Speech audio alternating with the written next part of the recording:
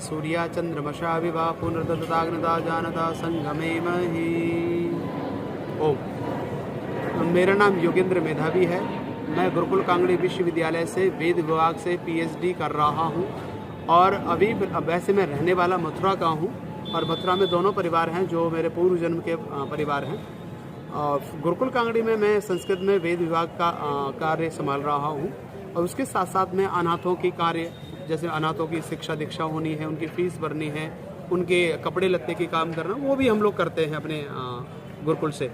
तो राष्ट्र के लिए काम कर रहे हैं। हमारा उद्देश्य यही होता है कि भारत नहीं विश्व में हम वैदिक संस्कृति का प्रचार करें, वेद का प्रचार करें, ऋषियों की परंपरा को लेके जाएं। मैं फॉरेन कंट्रियों में भी आना जाना ज़्यादातर रहता है और वहाँ आजकल यूट्यूब पे भी पढ़ा रहा हूँ संस्कृत आदि का।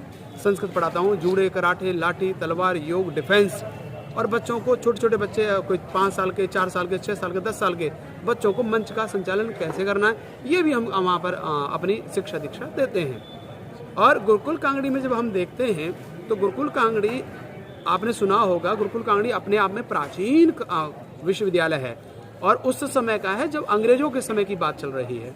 उस समय स्वामी श्रद्धानंद जी ने उसकी स्थापना की थी। तो स्वामी श्रद्धानंद जी ने इसलिए स्थापना की थी कि जिससे राष्ट्र का काम हो सके, जिससे, क्योंकि कहते हैं कि जिसके पास ज्ञान है वो उतने ही ज्यादा सुख को प्राप्त करता है, जिसके पास नॉलेज नहीं है वो उसने ज्ञान को प्राप्त, वो सुख को प्राप्त नहीं करता। इसलिए एक महर्षि दयानंद जी ने एक बात लिखी है, पठति तदपि मर्तव्यम, न पठति तदपि मर्तव्यम, तो दंत कटा कटे किम कर्तव्य। इसका उत्तर दिया है कि जो पढ़ता है वो भी मरता है और जो नहीं पढ़ता है वो भी मरता है। तो महर्षि दयानंद कहते हैं ना विद्या विनाशोकम नराणाम जायते ध्रुवम, कि हाँ ठीक है, दोनों की स्थिति यही होगी, परंतु जिसके पास विद्या होगी, ज्ञान होगा, उस व्यक्ति का जो समय है वो चाहे अल्प समय तक जिए लेकिन वो उसको आनंद पूर्वक जिएगा। इसलिए हमारे महर्षि कपिल कहते हैं ज्ञानात् मुक्ति, ज्ञान से ही व्यक्ति की मुक्ति होती है। तो हमारा काम है कि हम अपनी राष्ट्र की धरोहर को बचाएं। आज जो बहुत ज्यादा धर्म परिवर्तन हो रहा है, तो वो धर्म परिवर्तन को रोकने का काम भी हम और आपका ही है। इसलिए हमें उसको रोकते हुए अपनी संस्कृति का प्रचार करना है और अपनी संस्कृति का जब हम प्रचार करेंगे वो तब होगा जब आपके वो जीवन में होगा।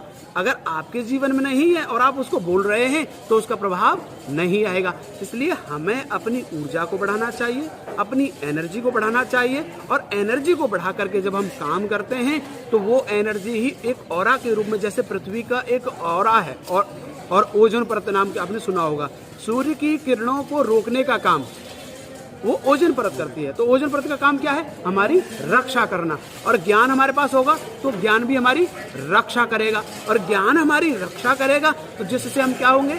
हम रक्षित होंगे। कहते हैं धर्मो रक्षति रक्षतः, जो धर्म की रक्षा करता है धर्म उसकी रक्षा करता है। लेकिन धर्म भी कैसे रक्षित होगा कि धर्म से मूलम अर्थ, धर्म का मूल क्या है? अर्थ है। इसलिए धर्म के मूल को, अर्थ को भी हमको अर्जित करना है और अपने सामर्थ्य को बढ़ाना है, तभी हम इस राष्ट्र की दिशा और दशा में परिवर्तन कर पाएंगे। और राष्ट्र की दिशा दशा में परिवर्तन होगा तो हमारे देश में राम राज्य वापस पुनः आ जाएगा। इसलिए हमें आवश्यक है विद्या की तरफ बढ़ना चाहिए। मूल हमारा विद्या है और विद्या को ही हमें ग्रहण करना चाहिए। सबका साथ सबका विकास। ओम। विदेशों में कैसे प्रचार कर रहे हैं इसका? विदेशों में ऑनलाइन के द्वारा गूगल मीट से, जूम से हम प्रचार करते हैं, वेबिनार रखते हैं, सेमिनार रखते हैं और वहाँ जाकर के भी कार्य करते हैं। वो लोग वहाँ से बुलाते हैं, वहाँ के कुछ लोग संस्कृत भी जानते हैं। मैं नासा में भी गया, नासा के जो वैज्ञानिक लोग हैं वो संस्कृत पढ़ रहे हैं। ये देखिए भारत में संस्कृत है और संस्कृत के बहुत सारे खान है, भंडार है, लेकिन यहाँ संस्कृत की लोग उतनी वैल्यू नहीं करते। लेकिन आप फॉरेन में जाइए, अमेरिका में जाइए, आप जर्मन में जाइए, फ्रांस में जाइए, आप मॉरिशस में जाइए, नीदरलैंड में जाइए, इन देशों में आप देखेंगे कि संस्कृति का गजब का प्रचार है। वो क्यों है? क्योंकि उनको उसका महत्व पता है और जब उनको उसका महत्व पता है तो वो काम कर रहे हैं। वो लोग जीते हैं, हम लोग केवल बोलते हैं। वो लोग जो, अगर हम कोई कहते हैं कि वेदों में ये लिखा है, वेदों में ये चीजें हैं, तो उससे वो चीज उसको प्रैक्टिकल करते हैं और प्रैक्टिकल करके उसको अनुभूत करते हैं, साक्षात करते हैं। आजकल योग चल रहा है, योग को विदेशों ने क्या कर दिया? योगा कर दिया, जबकि शब्द मूल क्या है? योग शब्द है। योगश्चित्त वृत्ति निरोधः महर्षि पतंजलि कहते हैं।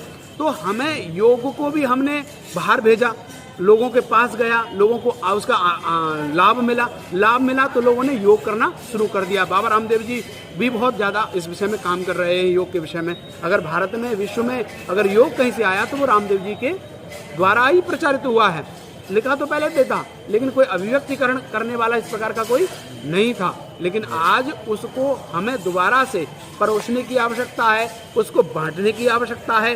तरीके से अगर हम देंगे तो लोग ग्रहण जरूर करेंगे, और उससे पहले आपका जीवन अच्छा होना चाहिए। हमारा व्यक्तित्व अच्छा है तो हमसे, हमारे प्रवचनों से, हमारे खान पीन से, हमारे रहन सहन से, हर चीज से हमारा उपदेश ही होगा, और वही उपदेश हमारे जीवन का, समाज का कल्याण कर पाएगा। पिछले जन्म के बारे में भी आपको काफी ज्ञान है, कुछ उसके बारे में बताएं। जी, पिछले विषय की बात करें तो पिछले के लिए जब हम बात करते हैं तो पिछले में, पूर्व में मैं लगभग 3 साल का था। 3 साल की आयु में मुझे वो सारा का सारा याद है, और वो कई सारे न्यूज़ 24 आदि पर निकला हुआ भी है। तो आप जब देखेंगे पूर्व जन्म के विषय में, तो 3 बेटे, 1 बेटी मेरी है।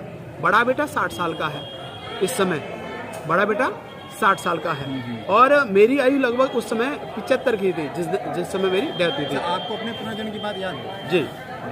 तो पूर्व जन्म की घटनाएं आज भी, 3 साल की उम्र से मैं अपने परिवार में जाना आना करता, अपने परिवार को बोलता था कि मेरे बच्चे हैं, मेरे मुझे जाना है, तो मेरी माँ डांटती थी कि तेरे शादी नहीं हुई, तू कौन है, कहाँ से है, तू कुछ नहीं है। इसलिए, और एक दिन माँ मुझे मार्केट में ले गई। हमारे दोनों गांव की जो दूरी है वो लगभग 1.5 किलोमीटर की दूरी है। कितने की है? 1.5 किलोमीटर दूरी है। 1.5 किलोमीटर की दूरी है, तो उस दूरी में जब हम कोई मार्केट में जाना, तो वो बड़ा गांव है, मगोरा पंचायत, मथुरा जिले में पड़ता है, भरतपुर रोड पर। तो उस गांव में और जो इस गांव में, दोनों में अंतर है केवल 1.5 किलोमीटर का। वो फिर मैं मार्केट में, मेरे को माँ लेके गई कुछ सामान के लिए, वहाँ से मैं निकल गया गलियों के द्वारा। मेरे पर PhD भी हो रही है, पुस्तक लिखी गई है, प्रोफेसर राजेंद्र जी जसू जी ने पुस्तक लिखी है मेरे ऊपर, जो लगभग 400 पुस्तक लिखी है, उन्होंने मेरा जीवन लिखा है, आप उसे भी देख सकते हैं। वहाँ से मैं गया तो माँ ने मेरे को एक दुकान पर छोड़ दिया, कहा कि आप यही रहिए, मैं आपके लिए कुछ सामान ले आता, फिर चलेंगे घर पे। तो जैसे ही माँ गई, दुकान वाले का ध्यान भटका, मैं वहाँ से गलियों में निकलता हुआ वहाँ पहुँच गया, और वहाँ पहुँच करके मैंने देखा कि वहाँ पर मेरी छोटे बेटे की बहू बैठी है, और छोटे बेटे की जब बहू को देखा तो वो घूंघट ऊपर करके बैठी थी। तो मैंने उसको जाते ही कहा, तुझे शर्म नहीं आती? निरीक्षण करना चाहिए, अपनी साधना करनी चाहिए, और अपने आप को, मैं अब दुनिया कहती है कि इसके अंदर ये कमी है, इसके अंदर कमी है, हमें कभी भी दूसरों की कमी नहीं, परंतु ये देखना चाहिए कि अपनी दीवार को, अपनी ऊर्जा को बढ़ाना है। और जो व्यक्ति अपनी ऊर्जा बढ़ाता है, अपने सामर्थ्य को बढ़ाता है, दूसरे की दीवार अपने आप छोटी हो जाती है। इसलिए स्वयं पे काम करो, स्वयं के लिए काम करो, और जब स्वयं के लिए काम करोगे तो राष्ट्र के लिए अपने आप काम हो जाएगा। इतने क्या करके मैं वाणी को राम दूंगा।